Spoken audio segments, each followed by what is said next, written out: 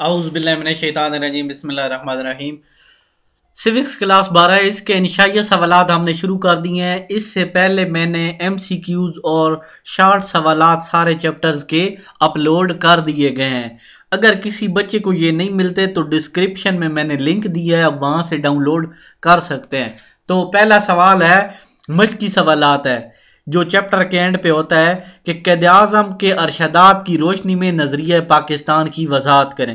تو ایسے آپ نے نہیں لکھ دینا کہ قائد اعظم کے نظریات کی روشنی میں نظریہ پاکستان کی وضاحت۔ سب سے پہلے آپ نے کرنا ہے نظریہ پاکستان، ٹھیک ہے؟ پہلے آپ نے یہ بتانا ہے کہ نظریہ پاکستان کیا ہے۔ نظریہ کا مفہوم، meaning of ideology, doctor George brass کے الفاظ میں عام زندگی کے کوئی باضابطہ پروگرام جس کی بنیاد فلسفہ پر استوار ہو آئیڈیالوجی کہلاتا ہے۔ یعنی ڈاکٹر جارج براس کیا کہتے ہیں؟ عام زندگی کا کوئی اصول ایسا ہو جو سوچ سمجھ کے جس کی بنیاد خیال پر رکھی گئی ہو، ٹھیک ہے؟ ورلڈ انسائکلوپیڈیا اس کے مطابق کیا ہے؟ نظریہ سیاسی اور تمدنی اصولوں کا مجموعہ ہے۔ سیاسی اور تمدنی اصول جو اس ملک میں تمدن ہوتا ہے، شہر کے اصول وہاں پہ رائج ہوتے ہیں، جس پر کسی قوم یا تہذیب کی بنیادیں استوار ہوتی ہیں۔ مثلا ہندو ہیں تو ان کی کیا بنیادیں ہیں؟ گائے مقدس ہے، گائے کا پیشاب بھی پاک ہے۔ مسلمان ہیں، ان کا کیا حساب ہے؟ نبی پاک حضرت محمد صلی اللہ علیہ وآلہ وسلم سب سے افضل نبی ہیں، اللہ پاک کی عبادت کرنی چاہیے، یہ ساری چیزیں مسلمانوں میں، ٹھیک ہے؟ یہ کسی قوم یا ثقافت کے فطری نشو و نما کے عمل میں مدغم بھی ہو سکتا ہے اور اسے زبردستی یا پروپیگنڈا کے ذریعے بھی مسلط کیا جا سکتا ہے، یعنی پروپیگنڈا کر کے بھی اور مدغم بھی کر کے۔ نظریہ کا متبادل انگریزی لفظ آئیڈیالوجی ہے۔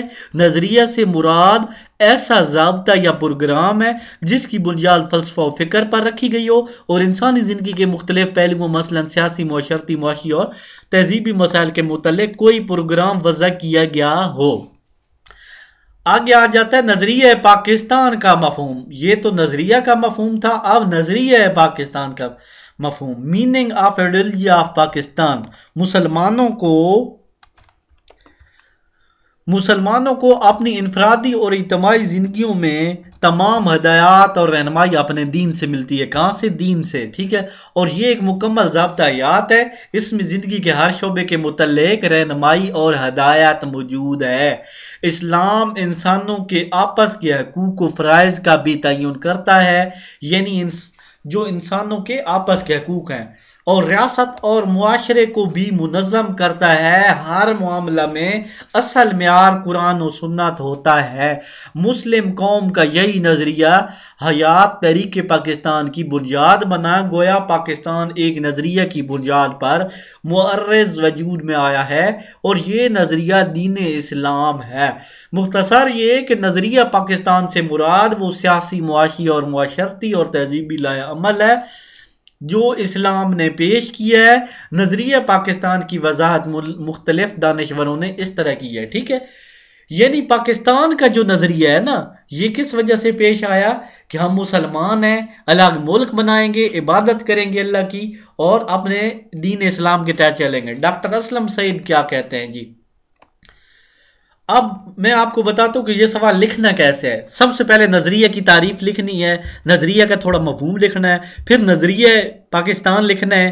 یہ تھوڑی سی ایک دو تعریفیں لکھ دینی ہے کہ نظریہ پاکستان انفرادی اور اجتماعی زندگی کو اسلام کے مطابق ڈھالنا ہے اور نظریات سے بچنا ہے جو اسلام کے منافی ہیں، یعنی ایسے نظریات کو اسلام کے مطابق ڈالنا جو اسلام والے ہیں اور ان نظریات سے بچنا جو اسلام کے خلاف ہیں۔ سید علی عباس یہ کیا کہتے ہیں؟ نظریہ پاکستان اور اسلام ہم میں نہیں ہے، یعنی نظریہ اسلام اور پاکستان ہم میں نہیں ہے۔ نظریہ پاکستان اسلامی تعلیمات کی عملی صورت کا نام ہے۔ اب مین سوال آ گیا ہے قائد اعظم اور نظریہ پاکستان۔ قائد اعظم مسلمانان پاکستان کے عظیم رہنما تھے۔ آپ نے علامہ اقبال کے خواب کو حقیقت کا روپ دیا۔ ہندوؤں اور انگریزوں کی زبردست مخالفت اور اپنے میر جعفروں کی تنقید کے باوجود دنیا کے نقشے پر دنیا کی سب سے بڑی اسلامی مملکت بنانے میں کامیاب ہو گئے۔ آپ نے مختلف مواقع پر بڑی وضاحت کے ساتھ نظریہ پاکستان پیش کیا، جس کی چند جھلکیاں حسب ذیل ہیں۔ جداگانہ قوم، پہلا ہیڈنگ کیا ہے؟ جداگانہ قوم۔ 23 مارچ 1940 کو قرارداد پاکستان کے موقع پر دو قومی نظریہ کی وضاحت کرتے ہوئے اسلام اور ہندو دھرم محض مذاہب نہیں ہے، یعنی یہ وضاحت کی ہے کہ اسلام اور ہندو محض مذاہب نہیں ہے بلکہ در حقیقت دو مختلف معاشرتی نظام ہیں۔ چنانچہ اس خواہش کو خواب و خیال ہی کہنا چاہیے کہ ہندو اور مسلمان مل کر ایک مشترکہ قومیت تخلیق کر سکیں گے۔ میں واشگاف الفاظ میں کہتا ہوں کہ وہ مختلف تہذیبوں سے تعلق رکھتے ہیں اور ان تہذیبوں کی بنیاد ایسے تصورات اور حقائق پر رکھی گئی ہے جو ایک دوسرے کی ضد ہے۔ پاکستان کا وجود، ایکسٹینس آف پاکستان، یعنی پاکستان کا وجود۔ قائد اعظم نے نظریہ پاکستان کی وضاحت کرتے ہوئے فرمایا، پاکستان تو اسی روز ہی وجود میں آ گیا تھا جس روز پہلا ہندو مسلمان ہوا تھا۔ یہ اس زمانے کی بات ہے جب یہاں مسلمانوں کی حکومت کا نام و نشان ہی نہیں تھا۔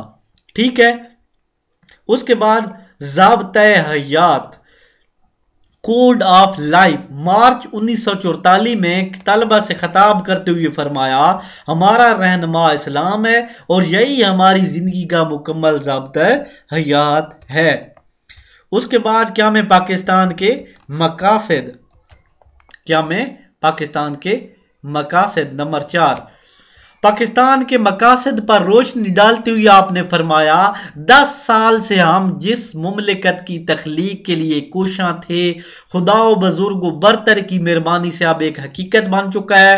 اب پاکستان کا مقصد ہمارے لیے اس کے علاوہ کچھ نہیں ہے کہ ہم نے ایک ایسی ریاست بنائی ہے جس میں ہم آزاد افراد کی طرح رہ سکیں، اپنی تہذیب و ثقافت کو ترقی دے سکیں اور اسلام کے اجتماعی نظام عدل کے اصولوں پر عمل پیرا ہو سکیں۔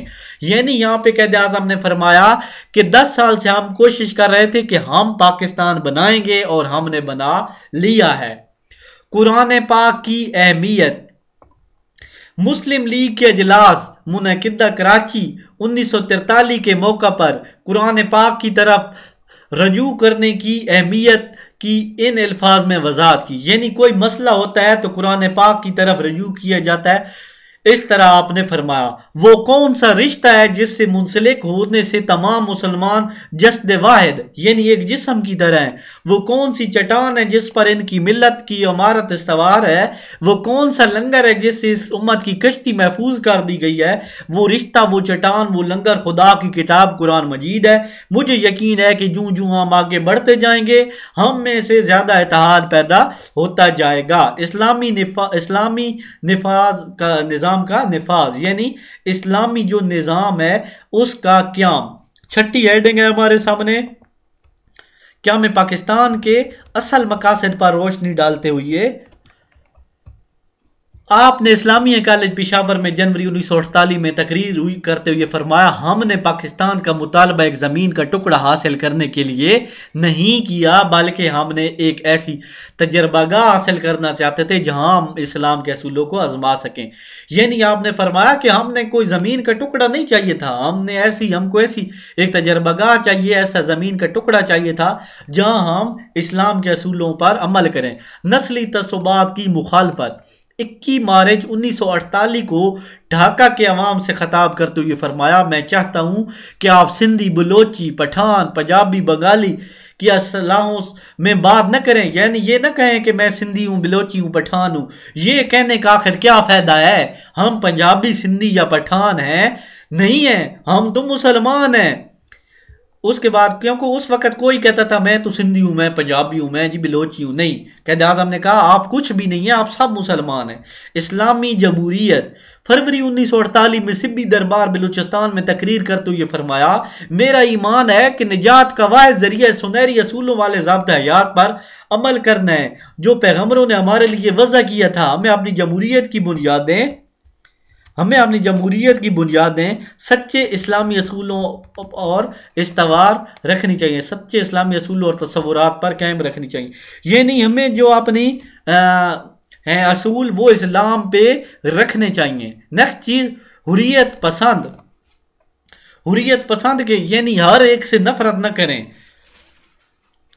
قائد اعظم نے تقسیم برصغیر کے حوالے سے فرمایا کہ ہمارے دلوں میں آزادی کی بے پناہ تڑپ ہے، ہم برطانوی تسلط سے نجات حاصل کرنا چاہتے ہیں. برطانوی تسلط اس وقت پاکستان اور انڈیا پہ برطانیہ حکومت کر رہا تھا جس کا نام آج کل انگلینڈ ہے، ٹھیک ہے، اور اس بات پر کبھی راضی نہیں ہو سکتے کہ ہمیں ہمیشہ کے لیے ہندوؤں کی غلامی اختیار کرنے پر مجبور کر دیا جائے. یعنی ہم اس بات پر بالکل راضی نہیں ہیں کہ ہندو ہم پر ہمیشہ حکومت کریں. ٹھیک ہو گیا. اس کے بعد نمبر 10 ہیڈنگ اسلامی تصورات، اسلامک کنسپٹس یعنی اسلامی تصورات. آپ نے 1948 میں سبی دربار سے خطاب کرتے ہوئے فرمایا اسلام محض رسوم و رواج کا نام ہے. ٹھیک ہے، اسلام محض رسوم و رواج کا نام نہیں ہے، یعنی کوئی رسم و رواج نہیں ہے، یہ ایک ضابطہ، یہ نبی پاک کا دین ہے. نبی پاک نے اسے مختلف اصولوں سے بتایا ہے. یہ ایسے نہیں ہے کہ کوئی ایسے ہی ایک اصول بن گیا جو ہر مسلمانوں کے لیے ہے تاکہ وہ اپنی روزمرہ زندگی اپنے افعال و اعمال اور سیاست و معاشیات میں اس پر عمل پیرا ہو سکیں. اسلام میں انسان اور انسان میں کوئی فرق نہیں ہے. ہندو کہتے ہیں جی برہمن اوپر ہیں، کھشتری اس طرح ہیں، شودر سب سے گھٹیا. نہیں، نبی پاک کہتے ہیں سب انسان برابر ہیں. صرف ایک خدا کا تصور اسلام کے بنیادی اصولوں میں سے ایک ہے.